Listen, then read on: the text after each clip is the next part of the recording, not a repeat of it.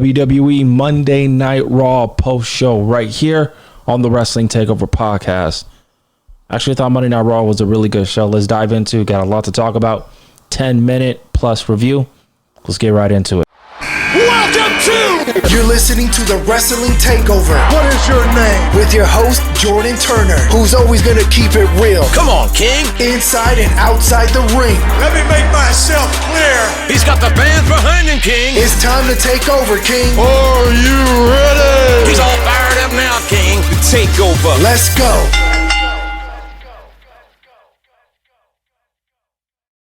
Yo, what's poppin', everybody? What's good? How y'all feeling? Welcome back, everybody, to a new video / conversation, audio conversation of the Wrestling Takeover podcast, your new home for bold takes, real talk, and a creative perspective. Please remember, always remember, if you're tired of the same old wrestling talk, you're tired of all that bullshit, the Wrestling Takeover, man, we cover all things WWE, the good, the bad, the ugly, Monday Night Raw reviews, SmackDown reviews, WWE Premier Live event reviews, WWE casual conversations. We cover all things WWE right here on the Wrestling Takeover podcast. Be sure to subscribe to the Wrestling Takeover podcast on YouTube, youtube.com/JT Takeover, and also support me on social media, man. Twitter at JT Takeover and on Instagram at the Wrestling Takeover. Listen, guys, let's get right into Monday Night Raw. I thought Monday Night Raw was a pretty good show. I usually do not do any, go home show reviews for Monday Night Raw, or that be Friday Night SmackDown.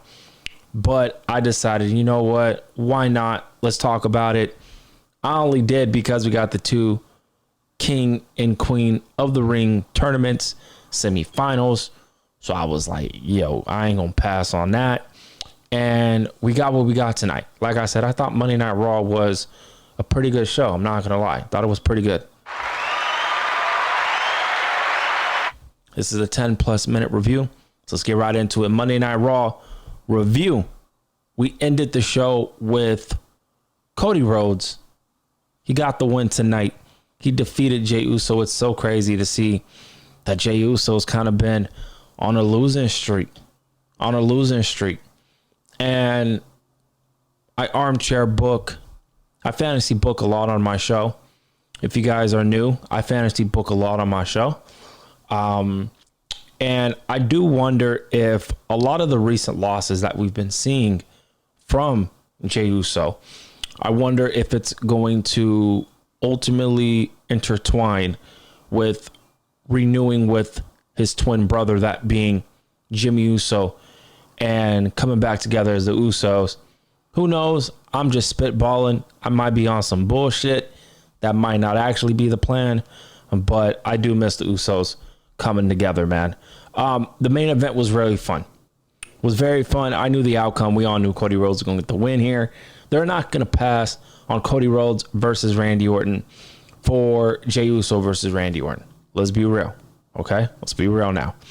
But the main event was fun. Cody Rhodes got the win via Crossroads, and he will be advancing to face Randy Orton 1v1. Former Legacy members going 1v1 at WWE Night of Champions in Crown Jewel. Now, I want to comment on the Crown Jewel, I would say, whole fiasco within the wrestling community. I personally feel like they need to move venues. They need to go somewhere else in the United States. But they're not going to do that. They're not going to do that. Okay. Everybody has every gripe to. That was my phone, guys. My bad. Everybody has a gripe to complain about it, but I put in my 2 cents on social media. It is what it is. They're still going to go on with the show. They're promoting it still, so they're going to go along with it. We just got to accept that. If plans do change and they do announce that they're going to cancel it, I don't think they are, but if they do, I'll give my 2 cents on it, but I just don't think they're going to cancel it. So it is what it is, man. Money talks to these people. So And also, they already booked the venue and stuff too. So you guys have to take that into consideration as well. They did book the venue months, years in advance. So it is what it is. Let's get into what happened before the main event. Now, we all know Asuka. I'm just going to go right into it. Asuka, she got the win. I'm sorry, not Asuka. Asuka advanced. She won last week. This week, she was waiting to see who, her opponent was going to be. Jade Cargill got the win tonight. Jade Cargill got the win. She defeated Roxanne Perez via the Jaded, her finisher. Pretty good move. Some people on social media were giving their 2 cents with Jade Cargill. And you guys know me, I am very honest with my opinions. But there's one thing that I will never do is to attack the pro wrestlers personally. That is not me. That's not what I'm about. I don't do that shit. If y'all out there that do that, you do you, I'm going to do me. Period. You feel me? I thought the match with Roxanne Perez wasn't bad. Here is the constructive criticism that I constantly see people bring up, and what I see with my own 2 eyes with Jade Cargill matches. There is a lot of taunting in her matches. There is, in terms of the speed and the effortless in terms of, making moves look great, making moves look smooth. We're going to go a little over 10 minutes here, but I'm going to try to speed it up. Roxanne Perez tonight, a big boot by Jade Cargill to Roxanne Perez. That shit didn't even connect. You feel me? That move didn't even connect. Like, at all. Not even close. And the people seen that, all right? People were giving their 2 cents. Somebody on Twitter wrote, always waiting to do something. This is in particular to Jade Cargill. Always waiting to do something, never reacting, going through the steps like she's reacting to a dance routine. And I'm going to say this in a respectful manner. I do agree with this. And I have been saying this regarding, Jade Cargill's matches for quite some time. It does look like she's rehearsing. She's trying to memorize what type of spots that they're going to go next. Right? I seen that a little bit in this match with Roxanne Perez, but I also seen a lot of confidence. Right? The push-up spot, I think that's kind of cringe. She don't really need to do that. She does that a lot in her matches.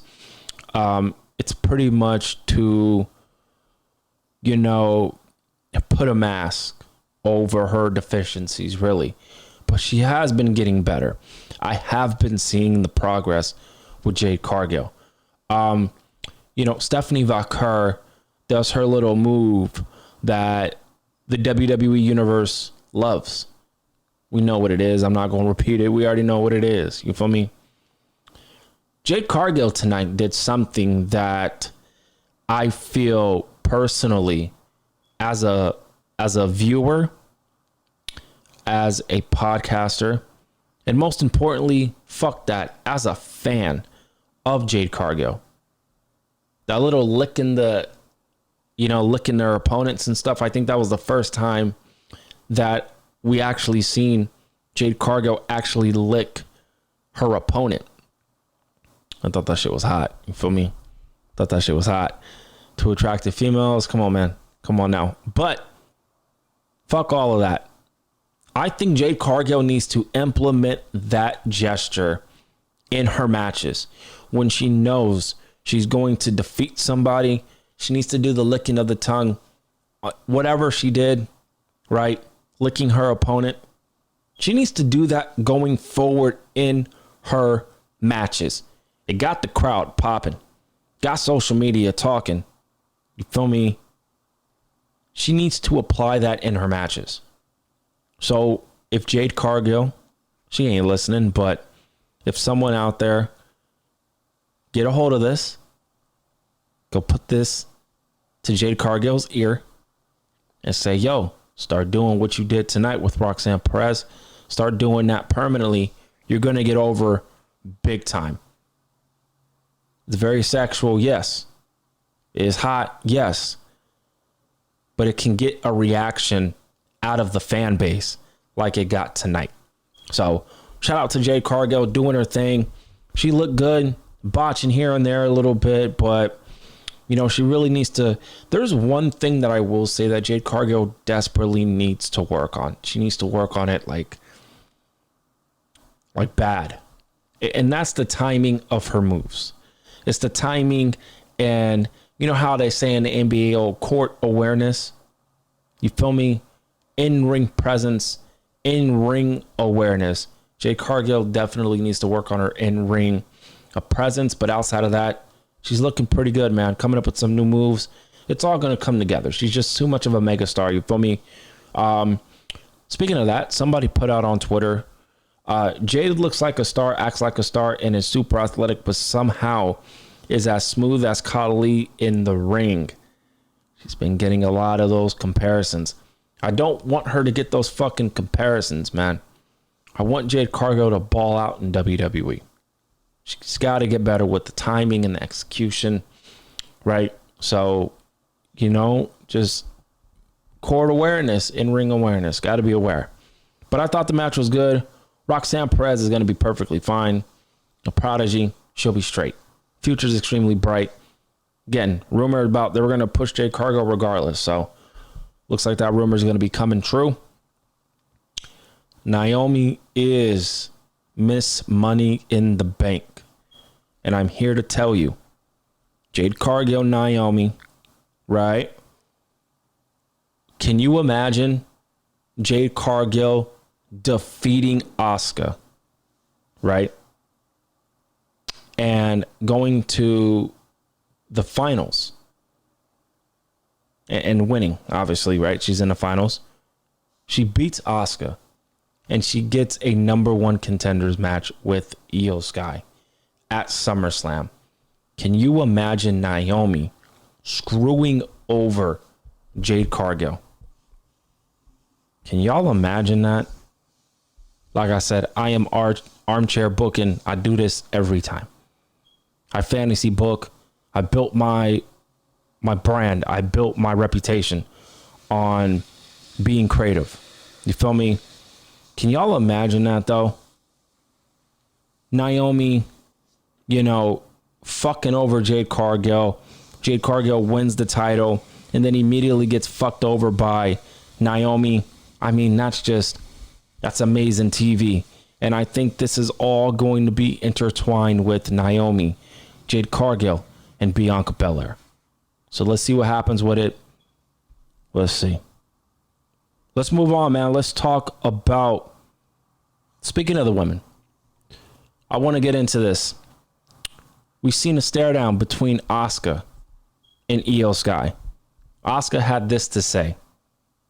If you win, it could finally be Asuka versus IYO Sky, just like we always talked about. You know, ladies and gentlemen, things are done on accident in the WWE and the Triple H regime. Segments like this are not done on accident. They're done on purpose. What if we get Asuka versus IYO Sky at SummerSlam? I'm fucking with that. The culture's fucking with that. Let's see if it happens. The stare down was great. Stare downs like this aren't done by accident. So let's wait and see what happens. We got to see if Asuka's even going to beat Jade Cargill. We'll see. Let's talk about Becky Lynch versus Bayley.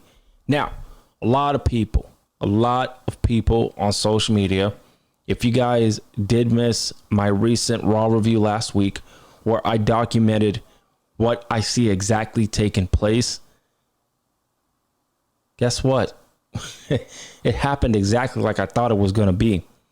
Becky Lynch, Bayley for the women's IC title. Becky Lynch retained due to Lyra Valkyria attacking her. She cost Bayley the match, and we're definitely headed to a triple threat match. Come on. We're definitely headed to that. I knew that was going to happen. This was the plan. It had to go the way it did, and it went exactly like I knew it was going to go. Now, we have not gotten an announcement yet that it is going to happen at Night of Champions. It could probably happen at Evolution.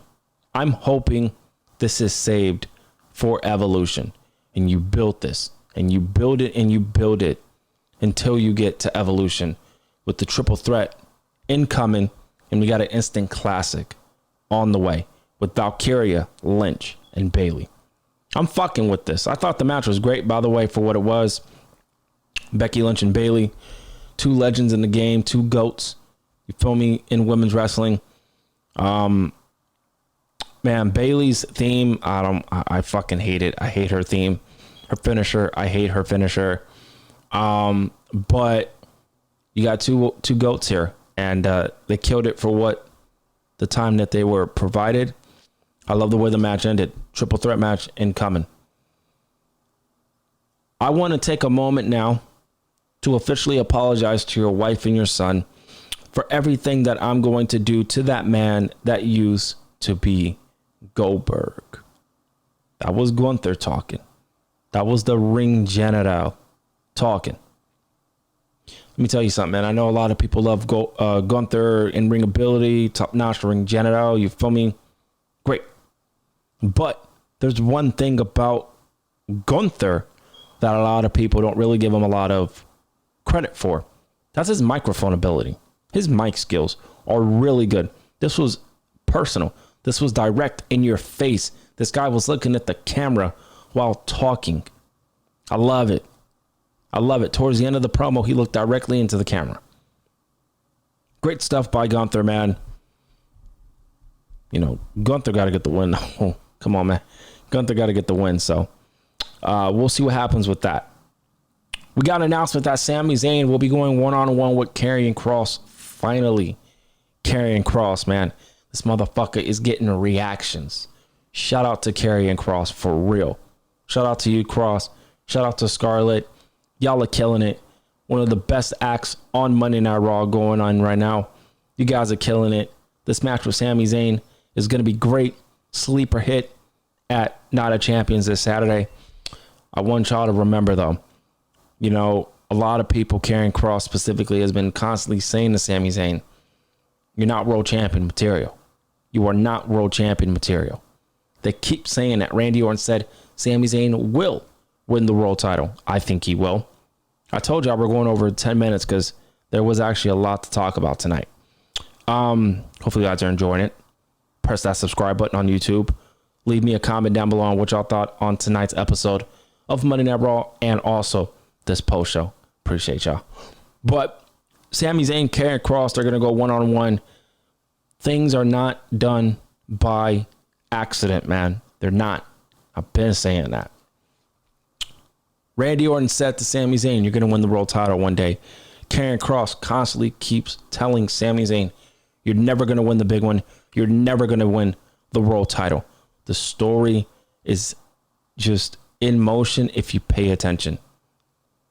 Sami Zayn, his story begins to capturing the world heavyweight title.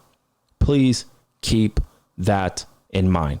He might be a potential winner of the 2026 Men's Royal Rumble. Keep that in mind.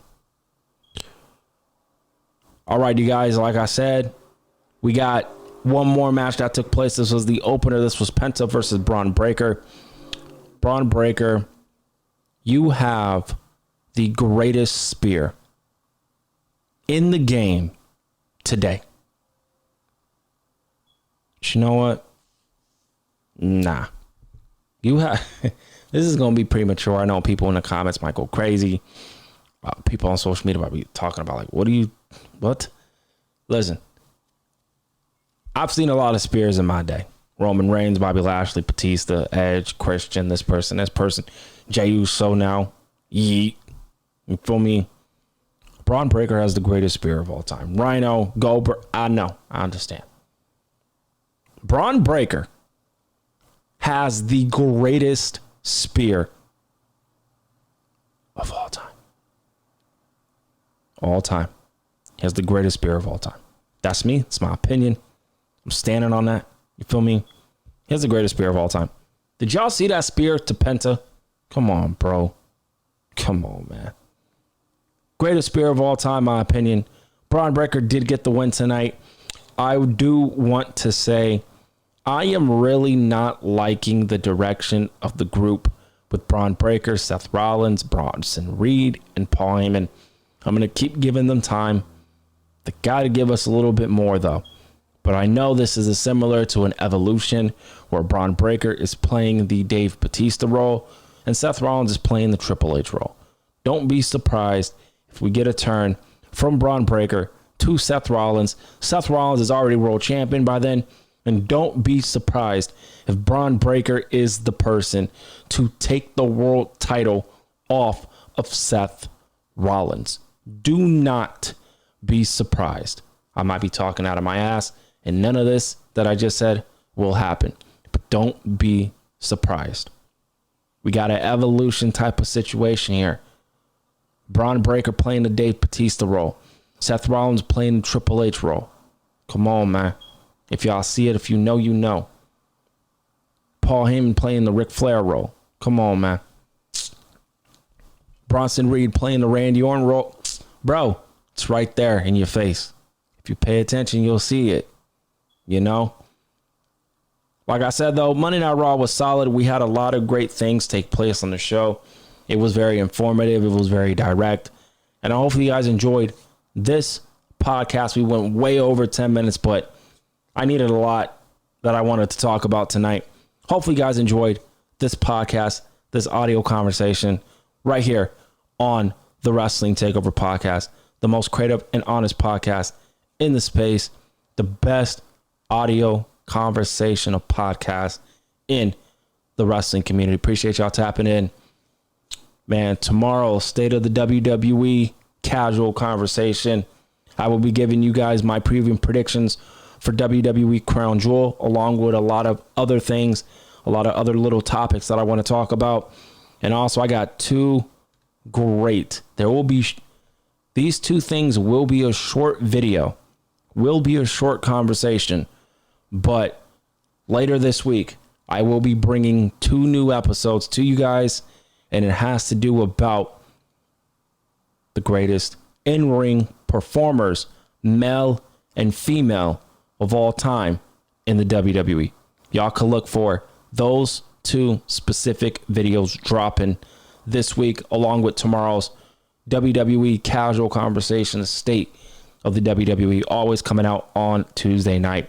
You got the Raw review tonight. I am probably not going to do SmackDown. I'll keep you guys updated if I do or not. But we got a lot of content coming on the Wrestling Takeover podcast. I got y'all covered on all things WWE. Appreciate y'all tapping in with me. I'll see y'all next time.